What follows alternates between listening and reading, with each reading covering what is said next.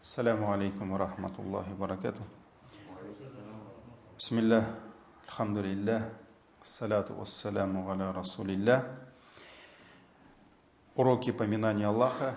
И мы с вами проходим вторую часть этих уроков. Это уроки дуа, то есть уроки взывания к Аллаху.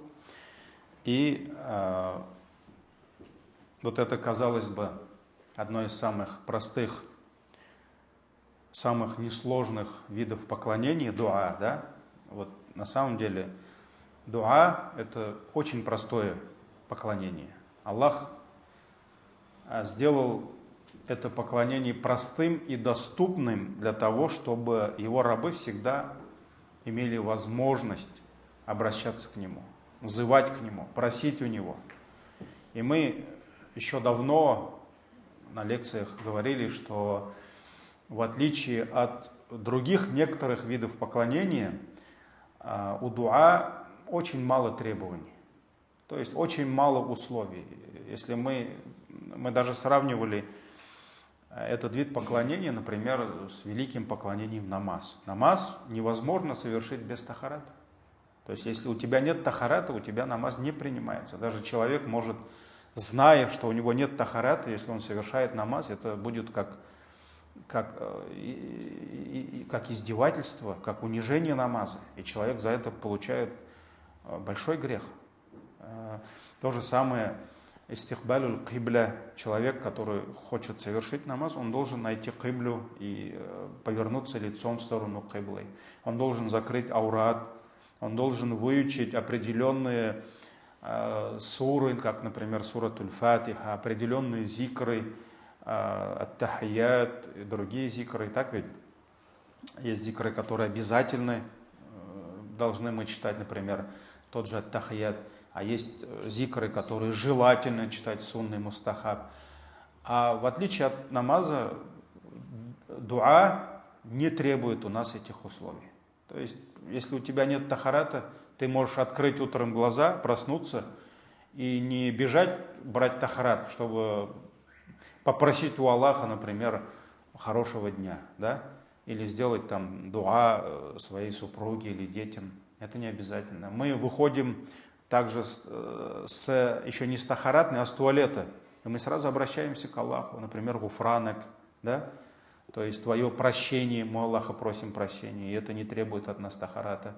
Мы можем ехать куда-то за рулем и не обязательно искать, а где же кибля, чтобы в дороге попросить у Аллаха что-то. Так ведь это не обязательно. Хотя мы знаем, что лучше обращаться в сторону кибля. И, возможно, дуа, которые мы просим у Аллаха, обращаясь лицом к кибля, они больше могут примутся. Но мы знаем хадис, где пророк ﷺ спиной стоял во время хутбы кибля.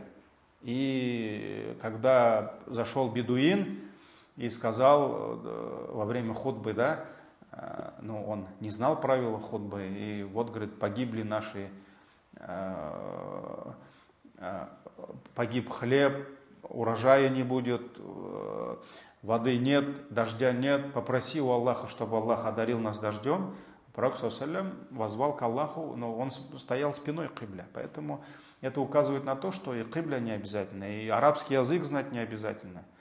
Можно на своем языке, своими словами. Вот это все, конечно, указывает на то, что дуа, это поклонение, оно очень доступное, оно очень простое, чтобы мы всегда делали дуа. Дуа не требует каких-то сил, усилий, да, взял и попросил у Аллаха. Но, несмотря на эту простоту, в каждом деле есть свой порядок. В каждом деле есть свои профессионалы. Давайте вот немножко приведем аналогию с мирскими нашими делами. Вот в любом деле, если ты это дело будешь больше изучать, и ты будешь мастером этого дела, да, уметь совершать это дело, ты прекрасно знаешь, что результат в конце будет намного лучше. Так ведь? Даже машину нужно научиться водить эту машину.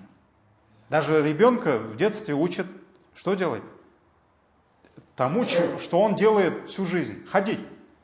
Но сначала это тяжело. Так тяжело, наверное, я не знаю, но моей маме, наверное, известно больше, да? То есть так тяжело было ей, наверное, научить меня держать ложку. А сейчас мы даже об этом не думаем, мы же научились, да? И то же самое касается наших профессий, наших всяких умений, которые связаны с дунья. Например, врач, наверное, тоже, закончив университет, сразу профессиональным хирургом не становится, так ведь? То есть он должен научиться уметь это делать. Он должен наработать какой-то опыт или взять там стройка, плиточник, там штукатур, маляр, там всему надо научиться. Или, например, повар, жена там дома готовит. Конечно, она должна где-то какие-то книги почитать, уж не знаю, кому-нибудь позвонить, там в Ютубе посмотреть, как все-таки готовить лучше, так ведь? И чем больше ты изучаешь это, тем, вот самое интересное, результат-то лучше. Так ведь? Вот у кого-то жена может полдня постоять возле плиты, и не совсем у нее может получиться, да, а у кого-то там за полчаса может такой шедевр сделать, что там муж машалла, там, да, вот это от умения зависит. Поэтому вот если взять поклонения, здесь то же самое. То есть, если ты хочешь, чтобы был результат, был эффект лучше, да, то ты должен немножко вникнуть в суть этого поклонения. Ты должен научиться правильно совершать и в совершенном виде совершать это поклонение. Вот мы же говорим про, вот мы имамы много говорим про влияние, например, того же намаза на жизнь мусульманина, на жизнь человека. Как намаз меняет всю нашу жизнь, как ты совершаешь намаз. Аллах прощает тебе грехи, но здесь же речь идет о настоящих намазах. О тех намазах, которым учил нас пророк, саллаллаху алейхи салям. И не только это наше телодвижение, это внутренний мир намаза. Если мы хотим добиться того же результата от наших поклонений, от намаза, которые добивались те же сподвижники, да, но когда намаз для них был радостью, когда молитва для них была очищением, на самом деле успокоением для души, когда вот возьмите сподвижников, у них не было обезболивающих. Медицина, она не была так развита, да, и очень часто, когда у них что-то болело, они вставали на намаз. Или Анас ибн Малик, или Абу Хурайра, я вот просто могу ошибиться, я сейчас просто вспомнил это, да, я к этому не готовился, но когда у Абу Хурайра, по-моему, когда у него живот болел, он встал, намаз почитал, и все прошло. То есть, если мы хотим добиться такого же результата от наших поклонений, так мы должны довести этот намаз, хотя бы постараться до уровня намаза сподвижников. Потому что мы же иногда удивляемся, а вот я же также духа почитал, как, например, тот сподвижник читал, да, а почему вот у него вот так, а у меня вот не так? Или, вот это же то же самое и чтение Корана. Когда группа мусульман, они собрались и начали рукию читать одному, больному человеку, рукию, начали лечить его Кораном. И они читали суру Фатиха. И тут один заходит и говорит, а что вы, говорит, читаете ему? А мы, говорит, читаем суру Фатиха. А почему вы, говорит, ему суру Фатиха читаете? Так потому что Умар ибн Хаттаб читал суру Фатиха и изгонял там и джиннов, и болезни. И он такой посмотрел, я, говорит, вижу суру Фатиха здесь. А где же Умар, говорит?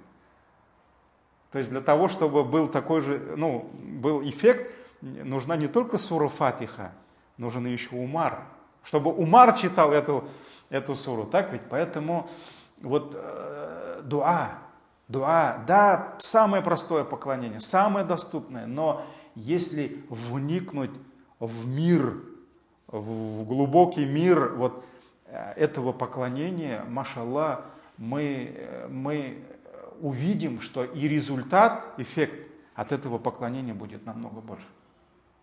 Намного больше. И для этого мы это и изучаем. Потому что дуа силяхуль му'мин, как пророк саллаллаху алейхи ва саллям сказал, дуа является оружием, сильнейшим оружием верующего. Когда мы идем по жизни, сталкиваемся с огромными трудностями, когда мы не знаем, что делать. Вот люди же спрашивают, я не знаю, к кому обратиться. Я говорю, так все пророки об этом говорили, к кому обратиться? К Аллаху, но надо правильно это делать.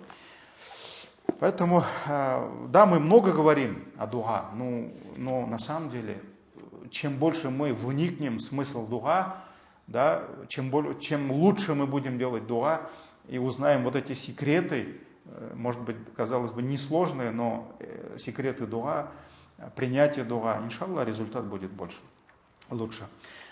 Последние лекции мы с вами разбираем самые лучшие времена для дуа, то есть какое время нужно стараться больше делать дуа, и шансов тому, что Аллах примет, будет больше. Также мы с вами начали разбирать ахваль, юстаджабу фиха дуа, то есть состояние, положение мусульманина, когда у него принимается дуа. И мы вот на этом остановились и начали, конечно же, с самого великого поклонения, это намаз. И вот каждое великое поклонение, мы говорили про намаз, мы говорили про пост. Сегодня поговорим про хадж и умру. Вот на самом деле это баракат и сладкие плоды вот этих великих поклонений. Казалось бы, мы совершаем намаз ради Аллаха. Так ведь? И нет такого, чтобы мы почитали намаз, и вот сидим сейчас вот баракат придет, да? Мы все это делаем ради Аллаха. Даже в знак благодарности. Когда жена пророка увидела, как у него опухали ноги, да, ступни трескались, и пророк саллаллаху все время был в ночных молитвах, да, очень часто Биляль, радиаллаху анху, который приходил уже говорить азан, но еще не настало время намаза, он видел, как пророк до сих пор стоял на намазе. Да? То есть пророк саллаллаху мог не кушать, не спать, он мог совершать поклонение. Аллах его кормил, Аллах ему давал силу. И жена спросила, она же женщина, да, спросила, я Расуль Аллах, Аллах и так простил все твои грехи. То есть если ты не будешь в раю, то кто там будет в раю, да? И она же была по-своему права, так ведь? И пророк саллаллаху сказал, неужели я за это не должен благодарить Аллаха? Поэтому мы, даже в знак благодарности, мы совершаем намаз. И не ждем, вот сейчас оно придет, баракат, да? Сейчас там все проблемы мои решатся, но мы должны понимать и знать, что Аллах своих рабов без их доли не оставит никогда. Поэтому мы Аллаху поклоняемся, но Аллах сразу дает нам свою долю. Как в хадисе, да, говорится, хадис Кудси, священный хадис, где Аллах сказал, я разделил молитву, намаз, на две части. То есть часть это моя, а часть моего раба. Вали абди ма сааля. И моему рабу будет то, что он попросит. И здесь речь идет намаз, то есть сура Фатиха. Сура Фатиха. Первая часть которой эта часть принадлежит Аллаху. То есть мы восхваляем Аллаха, восславляем, мы произносим Его величайшие имена, мы говорим, что Он Малик Яумиддин, что Он царь судного дня, дня воздаяния. Мы говорим «Ияка нахбуд», «Тебе только мы поклоняемся», то есть присягу даем, да? «Ва ияка настагин», и у Тебя только и спрашиваем помощи. И вот здесь Аллах на каждый аят нам отвечает. Я сейчас не буду приводить этот хадис. И вот, когда мы доходим до этого места, Аллах говорит, и рабу моему будет его доля, то есть то, что он попросит. И мы говорим, ихдина сираталь мустаким, то есть мы просим, веди нас по прямому пути. И поэтому мы совершаем намаз, но мы сами получаем от намаза. И даже вот что касается нашей темы, дуа, мы с вами говорили, намаз есть два места. Есть два момента, когда Аллах принимает наши дуа. Это суджуд и после последнего ташахуда. Да? Когда пророк саллаллаху подошел к своему сподвижнику и так тихо-тихо, саль, проси, сказал. И Аллах даст тебе, Аллах ответит на твою мольбу. И здесь есть два момента, вот что касается этих поклонений. Состояние, скажем так, нашего Творца, то есть отношение к нам, и состояние сердца человека. То есть почему во время намаза, во время суджуда, например, Аллах принимает наши дуа. Во-первых, Аллах особенно доволен нами в это время. А это очень важно, так ведь? То есть нужно решить две проблемы. Чтобы Аллах был доволен нами. Это первая задача, да? Когда Аллах нами доволен, Он ответит нам. Альхамдулилля. Он будет отвечать. Он и простит нас, и даст нам то, что мы просим. А второй момент – положение твоего сердца. То есть, чем сердце искреннее, смирение перед Аллахом, тем Аллах больше будет принимать твои дуа. А вот здесь как раз ты оставил все, взял тахарат, оставил работу, семью, жену, детей, пришел на намазлык, встал, и вот ты совершаешь намаз. Ну что может быть лучше намаза? После имана, да? Это самое великое поклонение после имана, после таухида. И вот ты прошел через каям, рукух, второй каям, и вот он суджуд. Это самое близкое положение раба. Аллах особенно доволен тобой, и вот здесь Аллах принимает твою дуа. И второе, уже в завершении намаза, последний ташаххуд, да? Когда мы просим у Аллаха дуа. Вот, к сожалению, многие братья и сестры, они когда учат намазу по тартибе, да, порядок совершения намаза, они там могут одну молитву выучить, одну дуа, например, «Раббана атина фид дунья хасана». Да, это одна из самых лучших дуа, которые приходят в Коране, но мы знаем, и сунный пророк, саллаллаху, он не ограничивался этим дуа. То есть, особенно, когда ты совершаешь ан-навафиль, то есть добровольные молитвы, когда не надо подчиняться имаму, да, во время, например, фарза, если имам салям дал, ты же не можешь там дальше полчаса там, так я еще не попросил, все, да, все, ты должен подчиняться имаму, да, а вот когда ты сам, например, на духа пришел, духа совершаешь, тебе же никто никуда не, если время есть, да, можешь сидеть, просить у Аллаха, или там во время ночных намазов, особенно в треть ночи, это уже особое время, да, поэтому вот эти баракатные моменты надо использовать. И мы с вами завершили постом. Пост. То есть пророк, саллаллаху алейхи вассалям, сказал: «Фалафу да'ават ла турад», 3 мольбы, 3 дуа. Этот хадис нам передал Анас, радиаллаху анху. Байхаки, ученые сказали, что это сахих, достоверный хадис. 3 мольбы, они ля турад, они не возвращаются.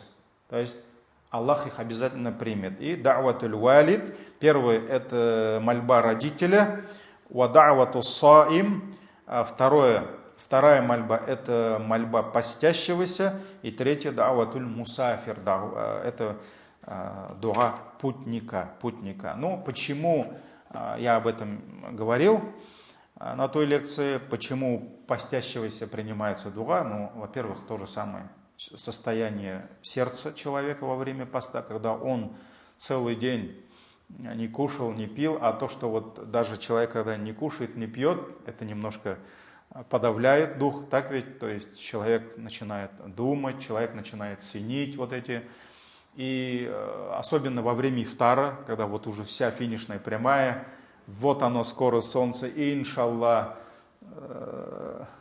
уйдет под горизонт, да? И вот оно время, когда мусульмане ждут вот это время дуа. И во рту пересохло, язык пересох, все уже, ты уставший, потому что не ел, кофе не пил еще, вот проблема, да, 21 века. Вот. И вот в это время и сердце, и положение твоего сердца, оно вот прямо вот соответствует этому. Искренность, смиренность, да, стремление, то есть все, ты вот ради Аллаха все продержал, да. И второе, это довольство Аллаха нами. Аллах видит, что ты ради Него постился. Я даже вот всегда делаю насихат братьям, вот когда будете дуга делать во время ифтара, вы расскажите, что у вас во рту пересохло. Расскажите Аллаху, вы же не людям говорите это, не хвастайте. Аллаху можно это говорить.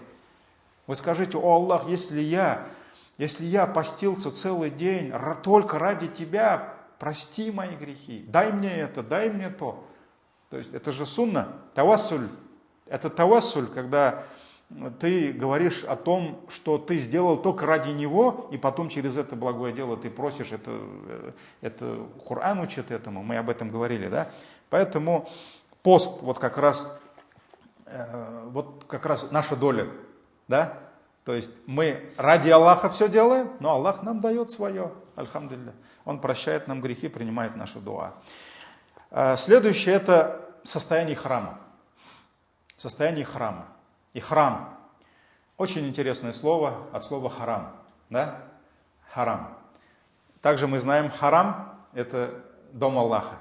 Мечеть заповедная, да? Заповедник. То есть заповедник это то место в природе, где имеются свои запреты. Так ведь? Такбиратуль ихрам, еще знаете, да, такое? То есть, когда мы поворачиваемся в сторону кибля, встаем на намазлык, и вот этот первый такбир, как называется? Такбиратуль ихрам. Это ихрам. Мы уходим в ихрам. Мы входим в состояние храма. Еще 5 секунд назад можно было разговаривать, сейчас уже нельзя. Еще 5 секунд назад можно было, не знаю, пообщаться с кем-то, улыбнуться, смеяться, все, уже нельзя, ты в состоянии храма. Еще 5 секунд, 10 секунд назад можно было кушать и пить, халяль было, все, уже нельзя. Ты где? Ты в храме. Ты в храме. И с храма ты выходишь, как? Только саляма. То есть говоришь салям уже после намаза и выходишь в состояние ихрама. И вот здесь состояние храма перед хаджем, во время хаджа, во время умры, да, когда ты заходишь в особое состояние. Когда ты оставил так же, как и во время намаза, ты оставил своих родных, ты оставил работу, ты оставил семью, детей, и ты пришел к Аллаху. И вот ты заходишь в состояние ихрама. И вот в это время Аллах особенно доволен нами. Вот два момента. И Аллах доволен нами. И это состояние сердца человека. Когда все, вот там ты снял, там, какие бы у тебя там дорогие брендовые одежды не были, да, там все, ты все положил в пакет, в рюкзак. Все, дунья там. И все одинаковые. Или ты, например, там, снял дешевую одежду, а твой там спутник, да, он там каким-то там олигархом был, да, он там дорогущий все это снял, и вы оба в храме, да, там все, там эти всякие бренды английские, все там осталось.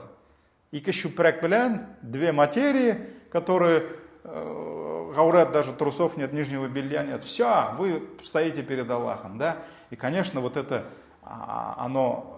Сердце меняется в это время, оно особенно смиренно, оно особенно искренне, и поэтому во время храма наша дуа намного ценнее, намного ближе к Аллаху, чем в другое время. И хадис от Абдуллах ибн Умара, это сын Умар ибн Хаттаба, пусть Аллах будет доволен и Умаром, и его сыном, он передает нам от пророка, саллаллаху алейхи вассалям, что посланник Аллаха, алейхиссалату вассалям, сказал: «Аль-гази фи сабилиллахи валь-хаджу валь-му'тамиру вафдуллах».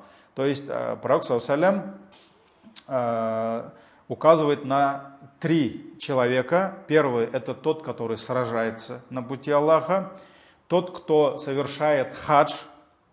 Хадж – это получается фарз хадж, да? И му'тамир – тот, кто совершает умру. То есть там фарз, а здесь сунна. Так ведь? Уафдуллах. Все они являются гостями Аллаха. Почему они гости Аллаха? Аллах их позвал, и они пришли в гости. То есть Аллах позвал к сражению, они ответили ему. Они гости Аллаха. Аллах позвал их совершить хадж, они пришли. То есть они гости Аллаха. Аллах позвал их совершить умру, они пришли. То есть все они являются почетными гостями Всевышнего Аллаха. Дуюфур Рахман, да? Гости милостивого. Даахум, пророк говорит, Аллах позвал их, фааджабух, и они ответили ему. Каждый из них ответил Аллаху. Васаалюху фаатахум. И они попросили у него, и он им дал. То есть Аллах их позвал, и они ответили Аллаху. И они у Аллаха попросили что-то, и Аллах их дал. То есть вот этот хадис указывает на то, что у этих людей, у гостей Аллаха, Аллах принимает дуа. Они попросили у Аллаха, и Аллах дал им то, что они просили. Вот это есть состояние ихрама. Ну, также есть хадисы, которые указывают, что человек, который умирает в состоянии ихрама, также он является одним из шахидов на пути Аллаха, мучеником. Все, мы уже заходим в это поклонение, хадж и умра. Во время хаджа, конечно же, самое великое время для дуа – это Арафа. Я не буду много говорить, повторять, потому что об этом мы уже говорили.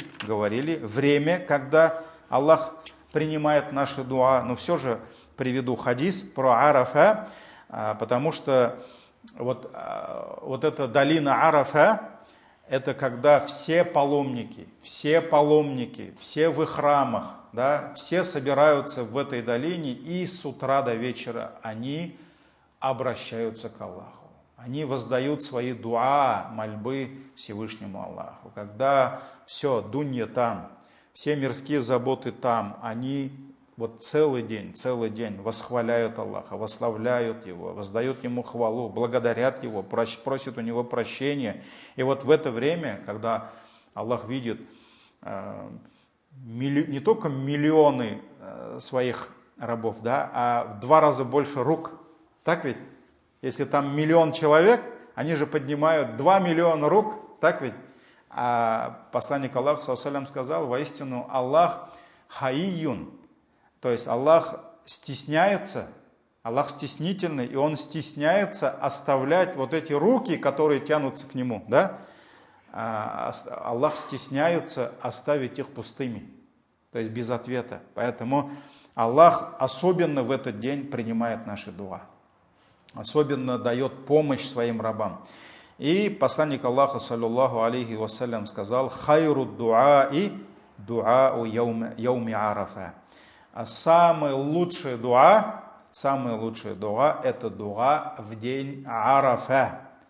Ва хайру ма культуху ана ван набиюн мин кабли. И самые лучшие слова, которые говорю я, и пророки, которые были до меня, то есть это значит не только пророк саллаллаху алейхи ва саллям говорил эти слова, но и пророки, которые были до него: ля иляха илляллах, нет истинного божества, кроме Аллаха, вахдаху, Он один, Он един, ля шарика ля, нет у него сотоварища, лягуль мульку ва лягуль хамд, Ему принадлежит вся власть и вся хвала, ва хуа аля кулли шайин кадир, и Он над всякой вещью мощен. Вот эти слова, они являются самыми лучшими словами, которые говорил я и которые говорили пророки до меня.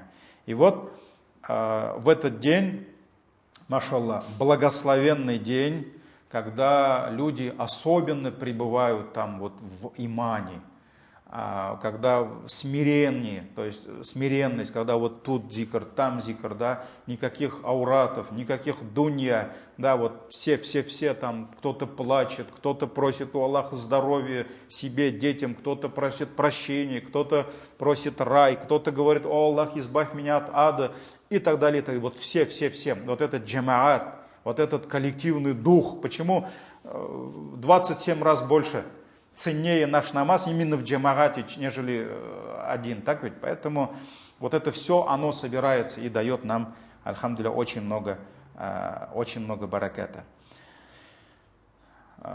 И поэтому ученые говорят, это вот как раз то время, когда паломникам Аллах Тааля не спосылает такой иман, машаллах, такую баракат, такую милость, такой нур, да, что вот, это невозможно описать, и нельзя вспомнить другое какое-то время, когда вот столько мусульман, они собираются и получают столько бараката. Поэтому ученые говорят, что это очень баракатное место. И это не хадис, но где-то может быть, это одно из слов праведных предшественников, я могу ошибиться, но вот в таком смысле я читал, что вот если кто-нибудь вот будет пребывать в Арафа, да, целый день будет просить у Аллаха, если он будет сомневаться в том, что эти дуа не примутся, то есть может быть сомнительный его даже иман. То есть вот это не хадис. Но вот на самом деле вот человек должен знать, что это самое баракатное время для дуа. И вот так, значит, состояние храма, Арафа, и вот идем дальше. Хадисы пророка, саллаллаху алейхи вассалям, указывают на то, что во время совершения этого великого поклонения есть 6 мест, 6 положений, где особенно принимается наша дуа. И вот в этих 6 местах посланник Аллаха, саллаллаху алейхи вассалям, особенно обращал внимание на дуа. И он обращался к Аллаху. То есть, повернувшись в сторону кибля, вот в этих всех 6 случаях, он поворачивался в сторону кибля, и он просил у Аллаха дуа. И это те места, где особенно принимается наша дуа. Значит, давайте перечисляем. Первое, это что? Арафа. Это Арафа. Даже если ты в Арафа, Муздалифа, где бы ты ни находился, это общий адаб, общие правила дуа. Ты поворачиваешься куда? В сторону кибля. Если есть возможность, поворачиваешься в сторону кибля. Первое, об этом мы уже говорили, это Арафа. Второе, это Маш'аруль Харам, это Муздалифа. Всевышний в суратуль Бакара, 198 аяте, сказал: «Фаида афадтум мин арафатин фадхкуруллаха индаль маш'ариль харам». И когда вы покидаете Арафа, после Арафа, мы куда возвращаемся? Муздалифа. Так ведь? Мы проводим ночь в Муздалифа. И вот, когда вы оставляете Арафа, поминайте Аллаха индаль маш'ариль харам. То есть, поминайте Аллаха, находясь в Муздалифа. И вот хадис передал нам Джабир, радиаллаху анху. Этот хадис в сборниках имама Муслима. Это длинный хадис, который описывает хадж пророка, саллаллаху алейхи вассалям. И вот какие действия он совершал во время хаджа, что он там делал. И вот в каких местах посланник Аллаха, саллаллаху алейхи вассалям, обращался к Аллаху со своими мольбами. И вот этот хадис передал Джабир, радиаллаху анху. И вот с этого хадиса мы приведем несколько отрывков. И вот один из отрывков. Посланник Аллаха, саллаллаху алейхи вассалям, сел на своего верблюда и пришел к Маш'аруль Харам, то есть к Муздалифе. Затем он повернулся, Джабир, радиаллаху анху, который описывает нам хадж пророка, саллаллаху алейхи вассалям, фастакбаля аль-кибля. Посланник Аллаха повернулся лицом в сторону кибля, фадааху, и он начал взывать к Аллаху, то есть делал дуа, вакаббараху, он возвеличивал Аллах, Аллаху Акбар, да, вахаллалаху, то есть он говорил тахлил, ла иляха илляллах, вавахадаху, и фалам язиль вакифан хатта асфара джиддан, то есть и он не спускался со своего верблюда, пока уже не начало светать. То есть утренний намаз, да? И до того, как взошло солнце, он покинул это место. То есть он уже пошел дальше. И вот этот хадис указывает на то, что посланник Аллаха во время Муздалифа, он обращался к Аллаху со своими мольбами. Вот это получается второе, да? Арафа, Муздалифа. Третье и четвертое — Сафа и Марва. Сафа и Марва. Сахих Муслим, сборник хадиса у имама Муслима, также уже продолжение того хадиса от Джабира. Посланник Аллаха, саллаллаху алейхи вассалям, Джабир рассказывает: «Ида вакафа аля Сафа», когда он встал на Сафа, то есть вот этот холм Сафа, да, гору Сафа, который уже внутри мечети сейчас уже находится, юкаббиру салятан. Он 3 раза сказал Аллаху Акбар, Аллаху Акбар, Аллаху Акбар. И сказал следующие слова. То есть это зикр, который мы произносим, когда находимся Сафа и Марва. Ла иляха илляллах, вахдаху ла шарика ля, лахуль мульк. Это в Арафа. Пророк ﷺ в хадисе про Арафа, он сказал, самые лучшие слова, которые говорил я, и говорили посланники до меня, вот как раз эти слова, ла иляха илляллах, вахдаху ла шарика ля, лахуль мульку ва лахуль хамду, ва хуа аля кулли шейин кадир. И он повторял это 3 раза. То есть этот зикр, он говорил 3 раза Аллаху Акбар, потом говорил этот зикр, 3 раза Аллаху Акбар, этот зикр. Вот так повторял 3 раза. Яснау далика салята маррат, он совершал это 3 раза, ва яд'у, и он взывал к Аллаху. То есть потом он делал дуа. Ва яснау аля марвати мифля далик. А когда он достигал Марва, это было Сафа, да? Когда он достигал Марва, он делал то же самое.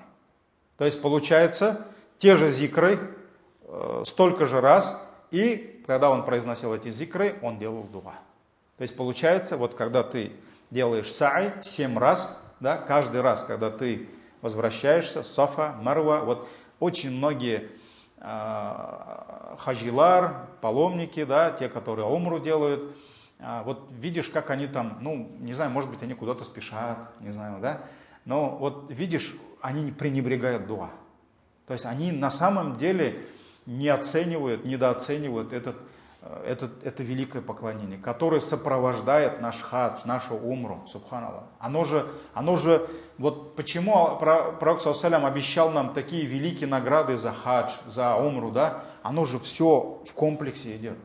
Оно в комплексе идет. Поэтому ты достиг Сафа, все, повернись в сторону кибля, скажи вот эти зикры, и все, обращайся к Аллаху. Обращайся к Аллаху, не надо спешить. Не надо спешить. Если, например, ты в группе, если ты не первый раз умру, не обязательно, чтобы за ними, да, ты можешь Амиру сказать, Амиру, можно я вот немножко подольше буду, а потом я к вам там присоединюсь, да. Если есть возможность, да, тогда, ну, например, когда я сам совершаю, я как бы ни разу еще умру не совершал в группе, да. Поэтому все, вот ты встань, бисмилля, проси. У нас же проблема в чем? Мы же иногда у нас быстро дуа заканчивается. Ну, там, казалось бы, только начал, да? Вот многие, я когда совершал хадж, еще давно было, это в 2005 году, что ли, я вот помню, там, Абиляр, там, ну, полчаса попросили, там, и все, у них там патроны закончились. Ну, все, вот это надо готовиться. Вот честно скажу, это не сунна, я к этому не призываю, чтобы в бидагат не превращался. Я даже пишу, что мне просить. Я пишу вот во время первого сафа, стояния на сафа, о чем просить. Во время второго, там, я делю на 7, например. Есть дуа, конечно, ты за себя должен просить. Ты должен просить за своих родителей. Ты должен просить за не только родителей, которые еще живы, да, ты должен за усопших родителей, если ты за них не будешь, если они мусульмане, да, проси у Аллаха прощения. Вот все, ты это одна сафа. Марва это твои родители. Дальше твоя жена, твои дети. Субханаллах, настолько проблем, настолько фитны сегодня, да? Мы теряем сегодня наших детей. Вот проси, не спеши. Постой, спешить надо, когда сагой делаешь, да? Вот пришел, все, проси. Дальше идешь, за родных проси. У тебя же сестра есть, у тебя брат есть. У сестры есть муж, за него попроси, машаллах. Ее же счастье связано с его иманом тоже, да? Поэтому попроси у Аллаха, может быть, отдельно там, я сразу говорю, это не хадис, да? Это просто моя практика, да? Чтобы побольше взять из этих поклонений, да? Там может быть отдельный Марва или Сафа, там посвяти, я не знаю, дуа просто братьям твоим, да? Вспомни их имена, за их жен, за их детей попроси, машаллах. Он же не пришел, а вот ты пришел сюда, Аллах тебя привел, да? Он там остался. Может быть, он твой коллега, там сейчас за тебя там он пашет, работает, да? Потому что ты на умре. Все, вот делай дуа за него. Там, может быть, отдельно там за правителей проси. Как Фудайль ибн Ияд сказал, если балық башынан шіриделер бит, да? Рыба гниет с головой. Если голова исправляется, все исправляются. Попроси там, за муфтия своего проси дуа, машаллах. За ученых проси, за своего имама проси, пусть Аллах иман даст ему побольше, да? Это же хорошо. Поэтому вот за всех надо просить. И за всех мусульман надо просить. По странам сколько проблем, столько войн, столько этих, да? Там голодных мусульман, там целые народы, нации, да, это твои братья, сестры, проси за них. Вот поэтому это надо немножко вот тут, как сказать, менеджмент, надо порядок привести, построить эту вот структуру. Поэтому Сафа, Марва, это 3, 4, да, дальше пошли, 5, 6, мы 6 говорили, да, это джамарат, когда мы бросаем камни. Первые 2 столба. Первые 2 столба. Запомните, да? Сахих Бухари. Приходит хадис, который передал нам Абдулла ибн Умар. Пусть Аллах будет доволен и им, его отцом. Абдулла ибн Умар, когда совершал хадж, он подошел к первому столбу. Бросил камни, да, 7 камней. Потом он отошел, когда все закончил, бросание камней, он отошел в более свободное место, потому что ты же, если там останешься, и камнем в тебя могут, да, или там помешать можешь кому-то, то есть толпу не надо создавать. Вот ты отошел, он отошел, повернулся в сторону кибля, поднял руки и делал дуа. Это кто? Абдулла ибн Умар. Он совершает хадж. Фаякуму мустакбиль аль-кибля, то есть он повернулся в сторону кибля, встал на месте, остановился. Фаякуму тауилян, и он долгое время стоял. Не так, как Раббана атина фид дунья, Аллах, давай пошли дальше. Нет, он долгое время стоял. Яд'у ва ярфа ядейхи, он взывал к Аллаху и поднимал руки. Он поднимал руки и взывал к Аллаху. Затем он подошел к среднему столбу, бросил камни, закончил бросание камней, встал где посвободнее, повернулся в сторону кибля и то же самое. Якуму тауилян, то есть долгое время стоял, ва яд'у ва ярфа ядей, то есть он взывал к Аллаху, поднимал руки, ва якуму тауилян, то есть долгое время стоял. Затем он пошел к третьему столбу, завершил бросание камней и не стал останавливаться. То есть после первого столба и второго столба он делал дуа очень долго, а во время уже третьего, когда завершил бросание камней к третьему столбу, он не стал останавливаться и сразу пошел дальше. И сказал: «Хакада раайтун набия яф'алюху». Я видел, как посланник Аллаха совершал хадж вот так. То есть он так делал. И вот этот хадис в сборниках имама Аль-Бухари. Вот это, дорогие братья, 6 моментов, таких ценных 6 мест, где мы должны пользоваться баракатом этих мест и должны обращаться к Аллаху с нашими мольбами. Тема следующей лекции, иншаллах, может быть, за одну лекцию и не сможем завершить. Чьи дуа принимаются? Чьи дуа принимаются? Субханакаллахумма бихамдик, шаду ан ла илаха илля анта, астагфирука ва атубу илейк. Джазакумуллаху хайр. Ассаламу алейкум ва рахматуллах.